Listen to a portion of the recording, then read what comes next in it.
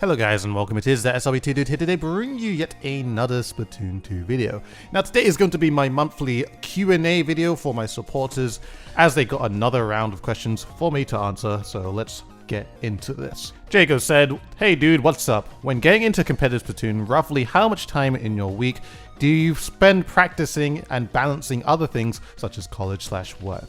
Now with me, how I kind of balance things out is that I wake up, I work, like I make a video or plan out something that I want to do for the future, record a couple clips and all that, just for videos and videos like this, I would say.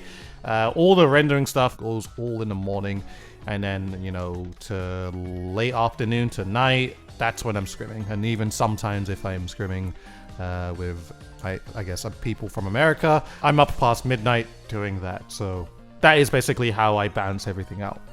Sakura asked, "What is your favorite thing about streaming Splatoon or streaming in general?" Now I feel like my favorite thing about streaming is just, you know, is in general just being able to interact with you guys as much as I possibly can, and, you know, just talking to you guys while I'm also playing a game. And, you know, it seems to be a thing where you guys also enjoy whatever I play when I'm playing Splatoon or another game, and, you know, you're just always into it. You know, I really enjoy the energy that you guys bring when I do go ahead and play a game, because, you know, it only just makes things a little bit more fun. So it's fun, basically.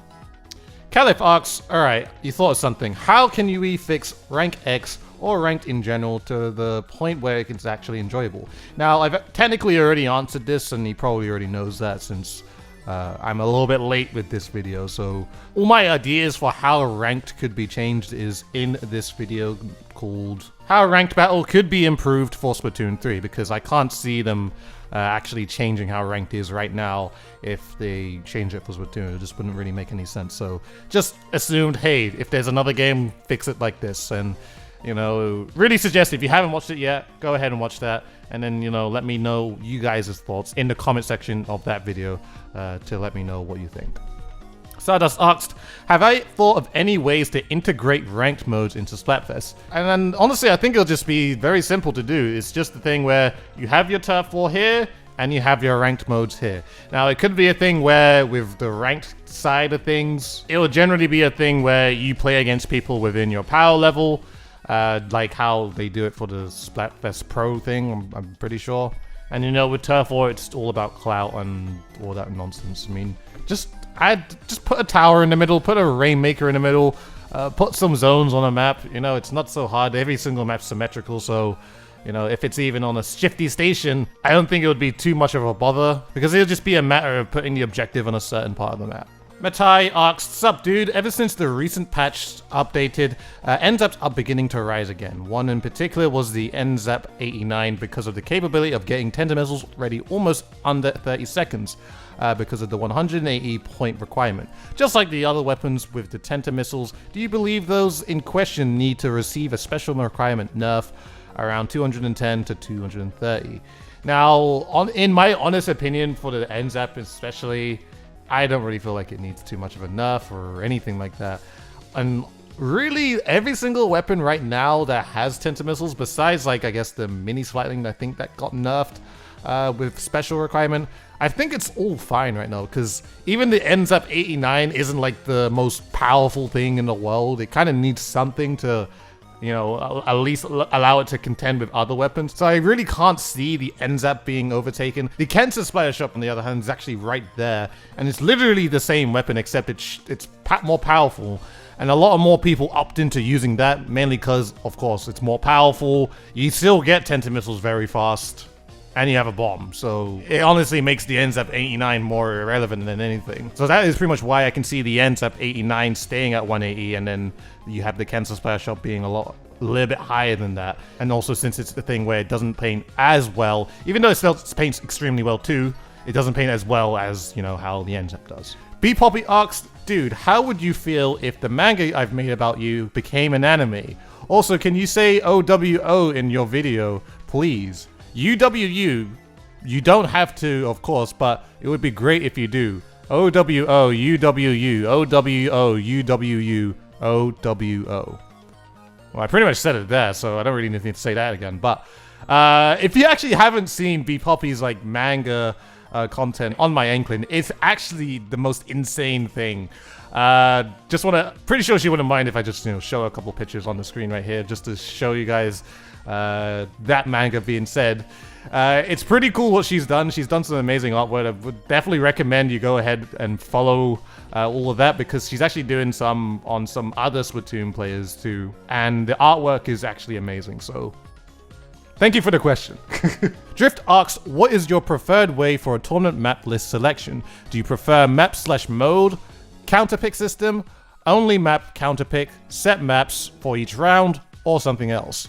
Now, I feel like set maps in the early stages are fine, like early stages up until top 8 probably, or top 4 maybe. A lot of players actually prefer to do the counterpick system when you're at that top part. Mainly because if you just have all set maps at the very start, it makes the tournament go faster, and that's obviously what we all want. But when it comes down to placing very highly, it definitely is a lot more beneficial for a lot of players to get to grips with a counterpick system, to be a little bit more strategical of what maps you should pick against each team.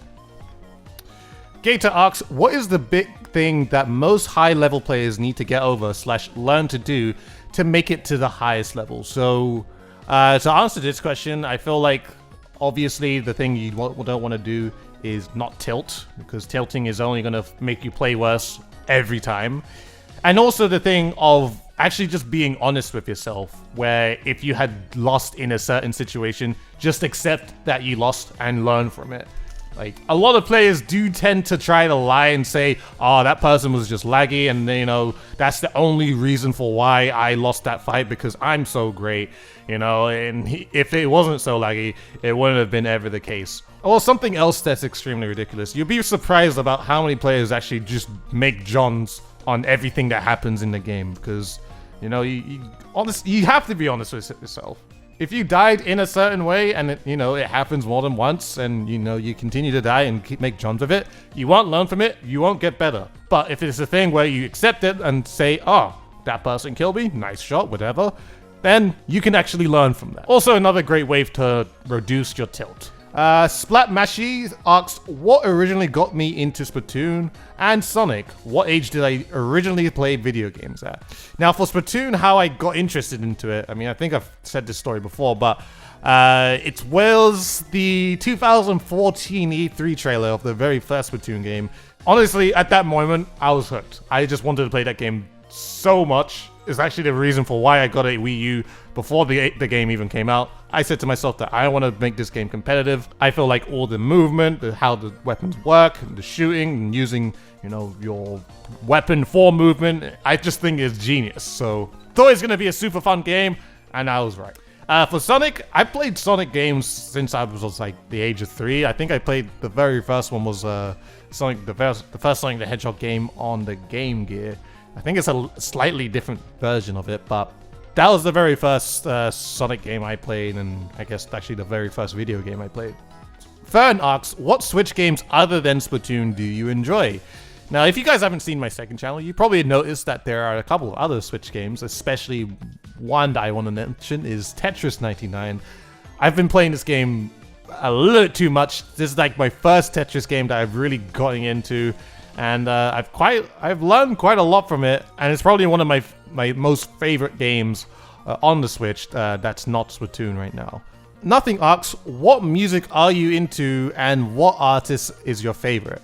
Now, I guess the type of music I'm into, I like my fair share of rock and metal. Although the thing is that I haven't really been too active with searching for artists, so there's not really a thing where I have a favorite at this point in time, but when a good rock or metal song actually does come on, I'm just like, I do pretty much really enjoy it.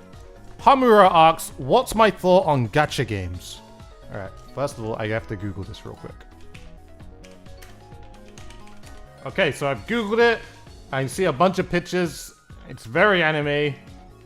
I'm not too sure what I'm looking at. That's all I'm going to say with this. Sly Cooper asks, will I move on from Splatoon 2 since there will be no more updates soon? No. And that is the answer to that. Alexandra Sketched asks, is there anything in particular from Splatoon 1 you miss and wish was brought back into Splatoon 2?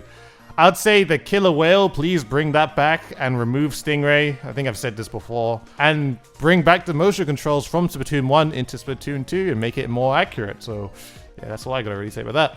Great Baked Potato asked, what's the hardest part about competing at this level in Splatoon 2? I'd say keeping consistent and making sure that you stay at the top.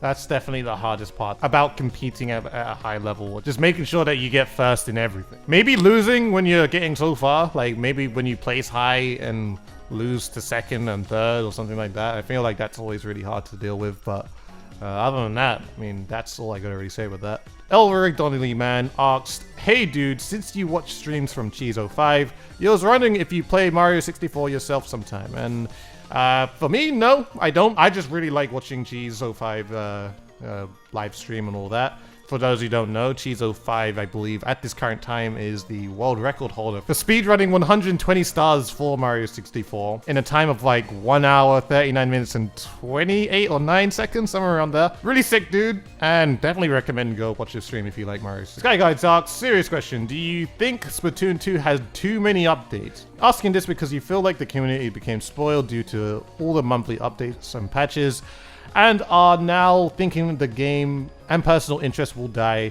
out completely when the updates officially end. I don't really feel like the updates are the problem. Like, it's always good that, you know, the developers always consistently update their game because it makes people want to stay. People are always interested in how the game is going to change and if they'll whether they'll enjoy it more or not. And I'm pretty sure you already know this, but I've also made a video on this for why some people in the community have probably thought, yeah, why the game is dying. It's totally not. It's growing amazingly right now at this point in time. Would recommend if you go watch that video too. It's in the description below. And also excuse the amount of times I do say content within the video.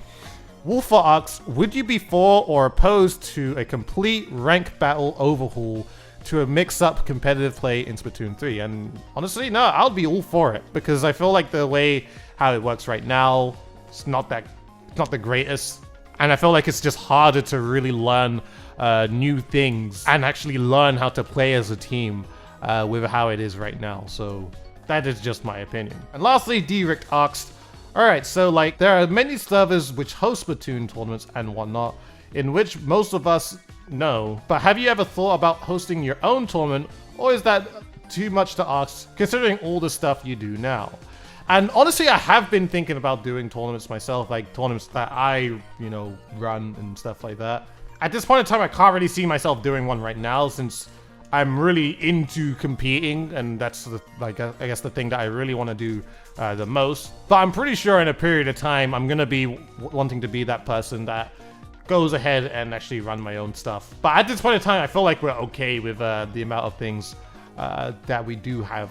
I feel like, though, I might do something with my community opposed to, I guess, the entire Splatoon community. Because, you know, I feel like that'll just be, for me, more fulfilling. But anyways, yep, that is going to be all the questions that we're going to have this month. You're probably going to get another one in, like, I guess the next 2 weeks, another Q&A coming in, since I did kind of leave this one a little bit late.